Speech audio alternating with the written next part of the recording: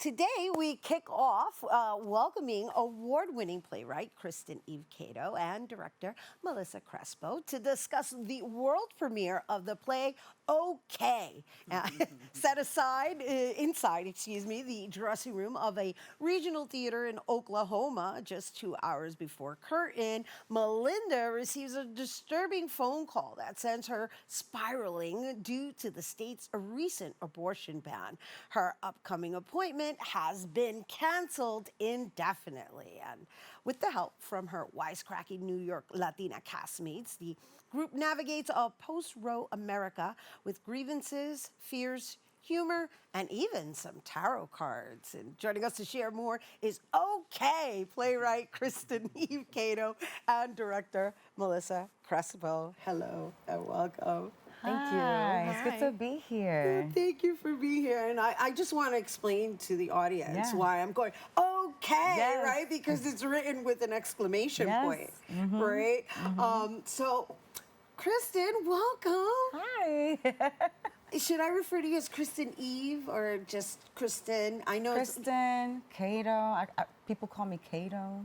Okay. All right. So, Cato it is. Cato. Well, we are so happy to have you here in studio. It's good to be here. Finally. I mean, Melissa, we had you on a couple of years ago for Bees and Honey, right? And it's lovely to see this wonderful collaboration and it's the been power. great.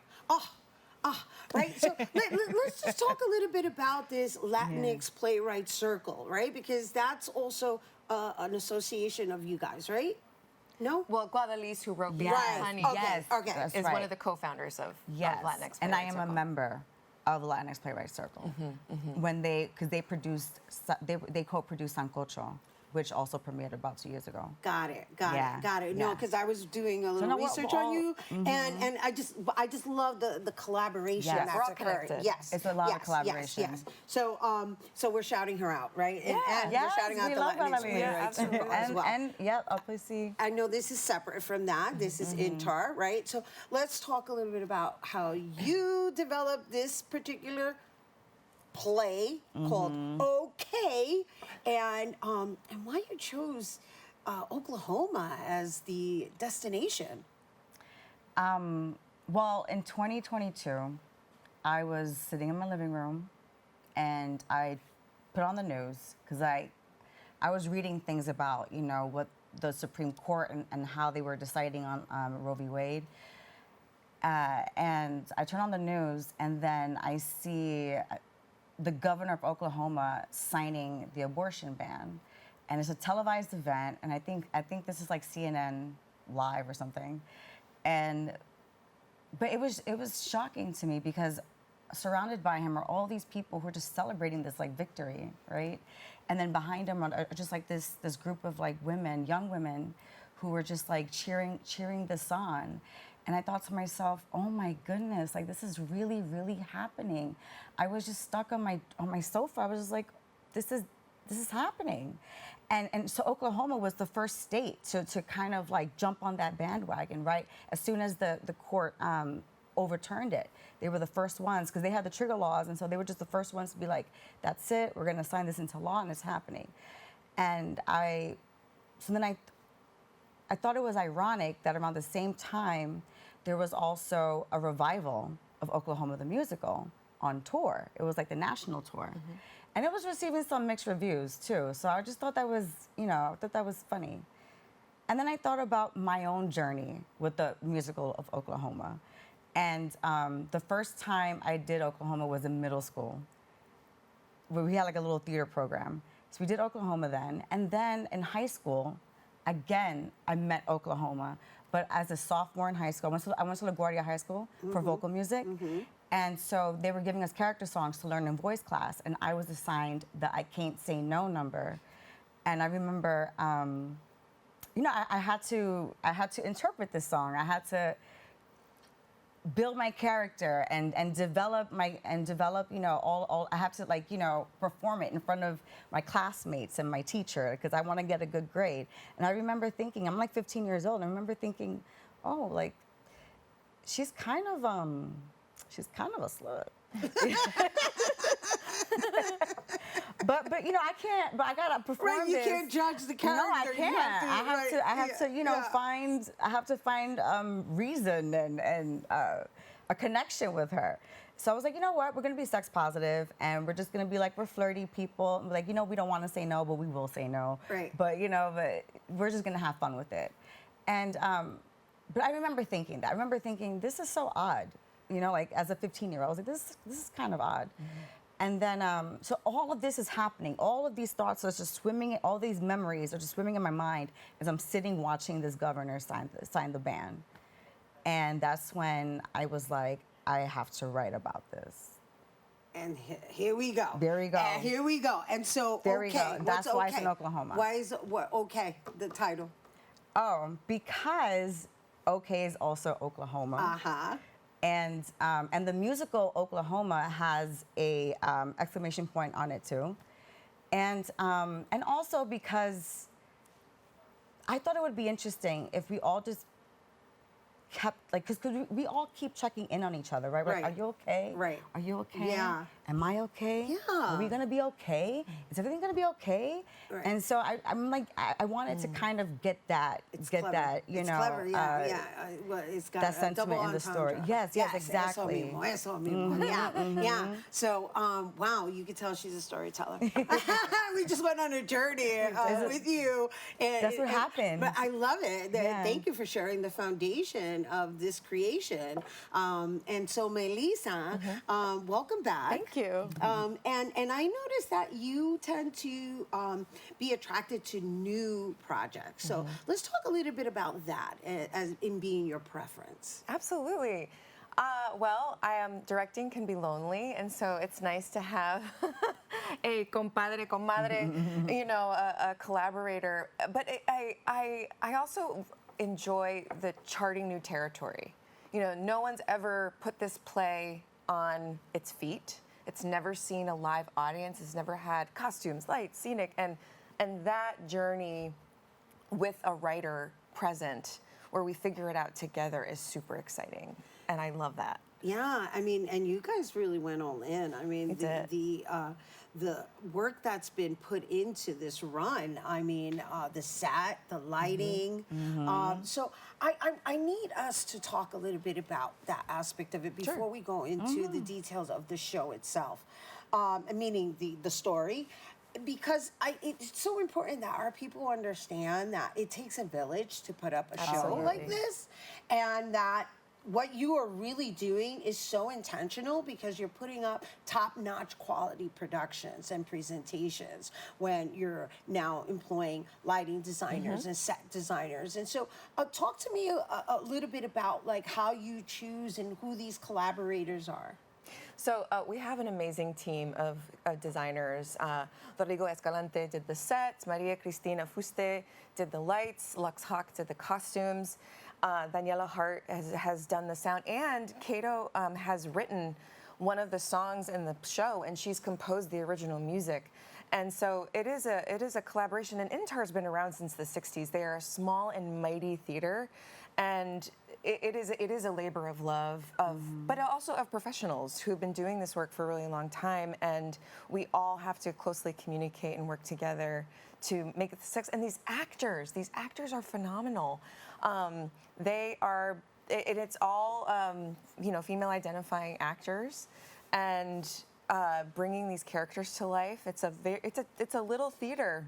INTAR's been around for a while, so Yeah. I was very excited to see this revival of INTAR. And when I say revival, I mean new blood, right? Yeah, because for they've been. I'm actually originally from INTAR myself. Yeah. Yes, because I originate from theater. I'm a thespian at heart. Of course. Yes, of course. But to see like this new generation and the elevation in the work, it's really refreshing. It really is. And so. Talk to me about the fact that you purposely made it like NYC Latinas in Oklahoma, and how that story, I guess, fused into your rendition of Oklahoma. Yeah. I mean, so in this, the play within the play, right? It's a parody, Right. of the musical Oklahoma. Right. It's a bilingual parody. Right. And so The reason why I wanted to center New York Latinas in Oklahoma is because I feel like in New York, we often take for granted the what we have available here. Like sometimes I feel like New York City is this bubble, right? And we get to enjoy lots of freedoms here that other states don't, right? We get lots of privileges here that other states don't. And one of those things is access to abortion. Right. And so it's like, so I wanted to bring that perspective to a place where, like, imagine all the things that you're used to receiving is no longer available to you. Right. Yeah. And how do you navigate that? Right. And right before you go on to perform. Right. Right. So it's like, how do you even like manage that? Right, right. When it's, Right. indefinitely. The language, it's like, wow, yeah, I felt it just in reading the synopsis. Yeah, I mean, you know how sometimes you go to another state and like laws are just so different, and then you just like, oh, And I culture. didn't. Yeah, Culture's so exactly. different. And you just like, oh, I didn't know I broke this law. I didn't know that I wasn't supposed to say this in this kind of place, or you know what I mean. So it's like, so it's interesting when in the show when we see the ladies trying to like figure out what the next steps are. They're at a loss for a lot of the show because they just don't know, and everything's so uncertain. Everything, including the show itself, right? Yeah. Because from what I read, there was rights issues. Yeah. So it's like controversy. There's conflicts all over the place happening Exactly. simultaneously, Yes. which makes it fun, right? Yes. Now, let's talk about the tarot cards because that's the spiritual aspect of it. So, who wants to answer that We one? don't want to give it totally away. Okay. Pero there's magical realism I love. in the tarot cards being an integral part of the storytelling, because this Melinda, the lead, leads answers to her conundrum of what she's going through with her body, and trying to figure out whether or not she wants to be a mom. And they go to the tarot cards for answers, and then the tarot cards definitely bring those answers in a theatrical way. Beautiful. That was real fast. Thank you.